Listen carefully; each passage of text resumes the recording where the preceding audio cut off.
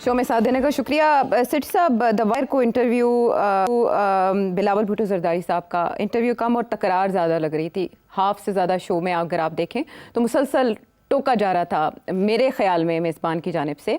I don't know कि उन्होंने क्यों इतना ज़्यादा बिलावल भुट्टो जरदारी साहब को प्रोवोक करने की कोशिश की। आपने भी वो इंटरव्यू देखा। बिलावल भुट्टो जरदारी साहब की expertise on foreign affairs specially related to India कैसे देखते हैं आपके? पाकिस्तान का मुकदमा कितने बेहतर अंदाज में उन्होंने पेश किया? देखिए, मैंने to be very honest with you, मैंने आधी इंटरव्यू देखी फिर मैंने बंद कर दी because it was not interesting at all मेरे हिसाब से। अच्छा। अब उसकी वजह ये थी कि बिलावल भुट्टो साहब had to present the Pakistani state and government point of view. वो तो करेंगे और मेरा ख्याल है कि उधर से भी उनकी जो रियासत है और उनकी स्टेट के जो पॉइंट ऑफ व्यू है वो उधर से वो पेश कर रहे हैं। अफसोस इस बात का कि इतनी टकराव हो गया कि कुछ समझ नहीं आ रही थी कि ये इंटरव्यू हो रही है या लड़ाई झगड़े हो रहे हैं। मतलब ये कोई हार्ड टॉक तो नहीं है। करण थापर हार्ड टॉक तो नहीं करते, वो तो कोशिश करते हैं कि किसी तरीके के साथ सच्चाई निकले, कुछ बात आगे बढ़े। मगर ये तो शुरू से ही डेडलॉक लग रहा। अच्छा, मेरे साथ भी करण थापर साहब ने बड़े यही सवाल सारे पूछे थे।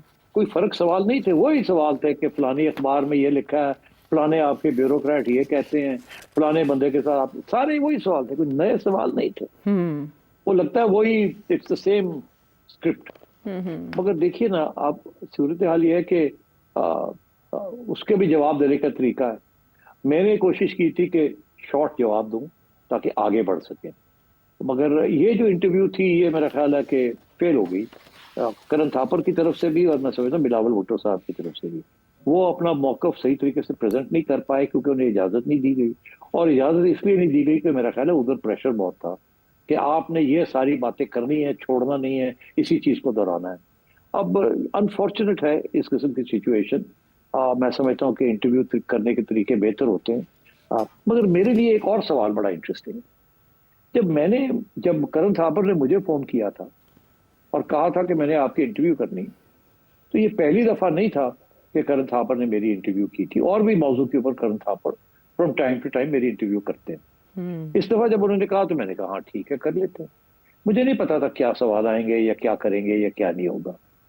मगर उसके बाद एक बड़ी इंटरेस्टिंग चीज हुई कि हमारे एक्स नेशनल सिक्योरिटी एडवाइजर की तरफ से करण थापर को कहा गया कि आप मेरी भी इंटरव्यू करें।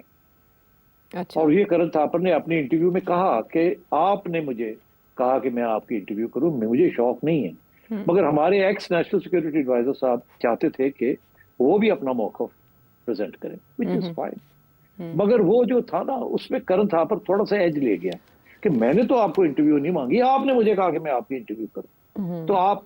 तो अगर ऐसे था तो फिर करण थापर को चाहिए था ना कि उनकी जो बात थी उनको पूरा करने देता। वहां भी वही सवाल, घिसे पिटे सवाल उन्होंने उनकी आगे भी किए और वो भी मैं समझता हूँ उन्होंने काफी कोशिश की कि वो बात आगे बढ़ाई जाए और कुछ हद तक शायद बढ़ाई भी।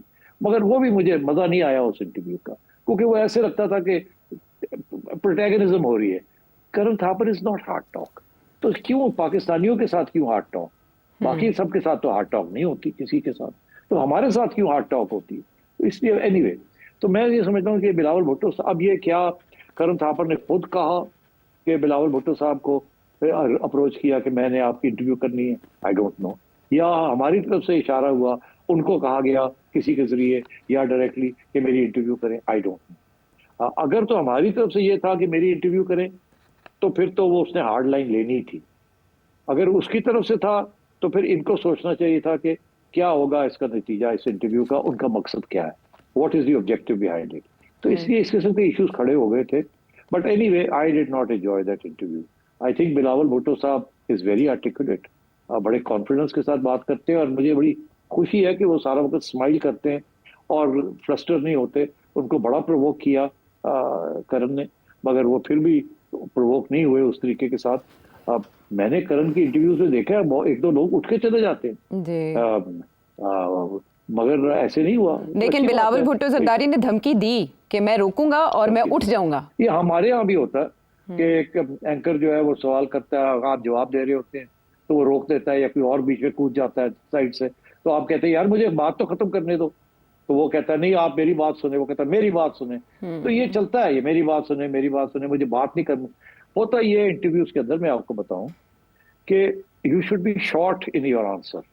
जितना मर्जी लंबा सवाल हो, be short in your answer. जितना लंबा आप करेंगे आंसर, उतना आपको चांसेस होंगे वो आपको कट कर दें, और जो आप असली बात करना चाहते हैं वो गुम जाएगी बीच में। तो ये, बट एनीवे, तो मैं देख रहा था बिलावल साहब भी जब ये इंटरव्यू हो रही थी, तो वो पहले कुछ ही और जगह पे चलते हैं, फिर वो आ रहे थे, वो हर दफा मैं आ रहा हूं, मैं आपके सवाल की तरफ आ रहा हूं, मैं आ रहा हूं, वो फिर बीच में पूछ जाता था कि नहीं आप मेरे सवाल का जवाब दे, फिर सवाल को वही जो घूम के।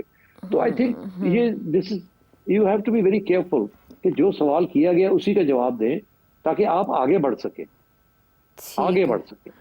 ये अगर आप उससे पहले एक प्रियम्बल करेंगे और फिर कहेंगे अभी मुझे बोलने दे जी, मैं आ रहा हूं आपके सवाल की तरफ, फिर ये कहती आपने 3 सवाल पूछ लिए, मैंने तो अभी दूसरे का जवाब पूरा नहीं किया, आपने मुझे तीसरा पूछ लिया, मैं पहले दूसरे का जवाब दूंगा।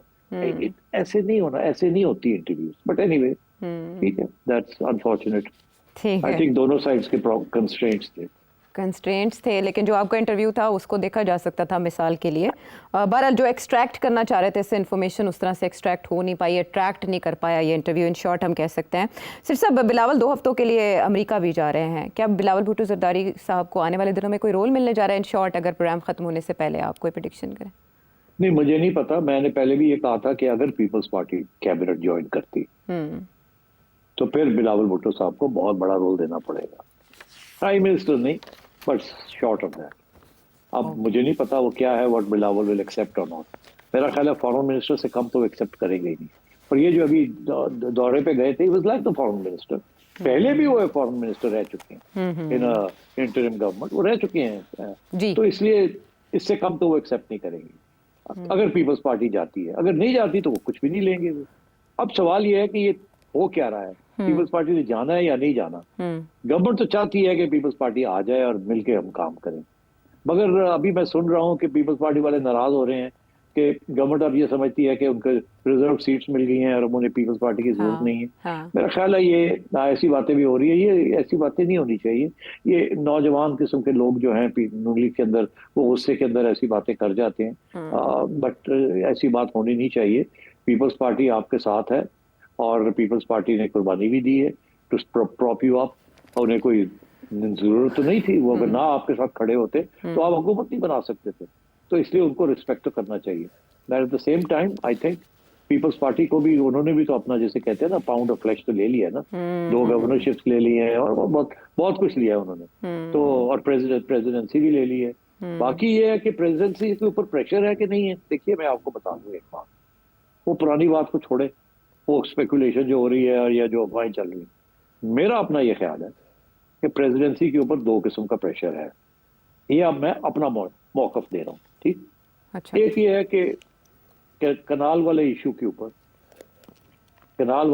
ऊपर, उनका ये ख्याल है कि हमें, एस्टेब्लिशमेंट के लोगों का ये ख्याल है कि हमें तो प्रेसिडेंट साहब को हमने डिस्कस किया था, उन्होंने ओके कर दी थी कि ओके ठीक है, मुझे कोई इतराज। बाद में सिंधी नेशनलिस्ट खड़े हो गए और वहां उनका ये ख्याल है कि शायद इशारा किया गया कि आप खड़े हो जाए, हम तो नहीं हो सकते, फिर हम आपके साथ मिल जाएंगे, इसलिए सबोटाज कर दिया इस प्रोजेक्ट को। और वो समझते हैं कि ये पीपल्स पार्टी की लीडरशिप ने सोच समझ के किया। पहली बात, ये उनकी सोच है। अच्छा। मेरी सोच नहीं है, ये उनकी सोच है, जिसकी वजह से वो थोड़े से नाराज है प्रेसिडेंट साहब। दूसरी बात, तो एक तो कैनाल इश्यू है, दूसरा है कि एनएफसी अवार्ड, सबसे ज्यादा ऑपोजिशन एनएफसी अवार्ड की पीपल्स पार्टी से आ रही है। केपी से आती है थोड़ी बहुत, मगर that's not a major issue. Peoples Party 18th amendment, ये प्रेसिडेंट साहब का, आसिफ जरदारी साहब का सबसे बहुत बड़ा तोहफा है पाकिस्तान को, प्रोविंशियल ऑटोनॉमी के लिए। और उनके लिए सिंध इज वेरी इंपॉर्टेंट, तो उनकी पार्टी रह गई है ओनली इन सिंध, बाकी जगह पे वो नहीं है, डायरेक्टली इलेक्टेड नहीं है। तो अब इसलिए उनके लिए NFC award is very critical, इसलिए वो हिल नहीं रहे उसके ऊपर। और हमारे एस्टैब्लिशमेंट और हमारी आज की गवर्नमेंट वो ये समझती है कि एनएफसी अवार्ड को चेंज करने की जरूरत है, बिकॉज अब पैसे जो हैं फॉर डिफेंस और डेट पेमेंट वो नहीं मिल रहे फेडरल गवर्नमेंट को, इसलिए शेयर्स जो है वो कम करने पड़ेंगे और फेडरल गवर्नमेंट की किटी बढ़ानी पड़ेगी, बिकॉज अब डिफेंस एक्सपेंडिचर्स भी बढ़ रहे हैं, डेट पेमेंट्स भी हो रही हैं, so on and so fourth. तो ये 2 मौकफ हैं, मगर एनएफसी अवार्ड को छेड़ना जो है ना is going to create a problem. तो ये 2 चीजों के ऊपर जरदारी साहब जो है वो डट गए और पीपल्स पार्टी डट गई। इसलिए मेरा ख्याल है कुछ नाराजगी हो रही है कि ये पीपल्स पार्टी हमारे रास्ते में फिर गड़बड़ कर रही है। तो मैं समझता हूँ ये प्रेशर टैक्टिक्स भी होते हैं कि एक तो ये कि कैबिनेट में आ जाए तो फिर शायद वो थोड़ा नरम हो जाए, फिर उनके ऊपर प्रेशर भी डाल सकते हैं कि जी आप तो कैबिनेट में भी आ गए हैं, आपने तो खाना पीना भी ले लिया इधर से, अब हमारा सपोर्ट करें and so on and so fourth. तो कैबिनेट में बैठ के तो नहीं ना कर सकते। अगर कैबिनेट कहती है कि जी एनएफसी अवॉर्ड करना है तो चेंज करना है, तो फिर Peoples Party will have to go along with it, नहीं तो कैबिनेट में नहीं बैठ सकते। तो इस किस्म की चीजें चल रही हैं and I think that's where some of the stories are coming from. ठीक है, लेकिन मोहसिन नकवी साहब ज़मानत दे रहे हैं सिस्टम की पायदारी की और ऐसी तमाम बातों को वो बेसलेस करार दे रहे हैं। सिस्टम की गारंटी मोहसिन नकवी साहब की तरफ से क्यों आई, ये भी मेरा आज का सवाल था, लेकिन वक्त हो गया है ख़त्म, तो आइंदा के लिए उठा रखेंगे ऐसे बहुत से। सिर्फ ये कहूँगा मोहसिन नकवी साहब की बात पे गौर करें। ठीक है, ठीक है, हम वो बांध लेते हैं पल्लू से, और अगर आपका कोई सवाल इस नंबर पर भेजें। अगले प्रोग्राम तक के लिए इजाज़त दें।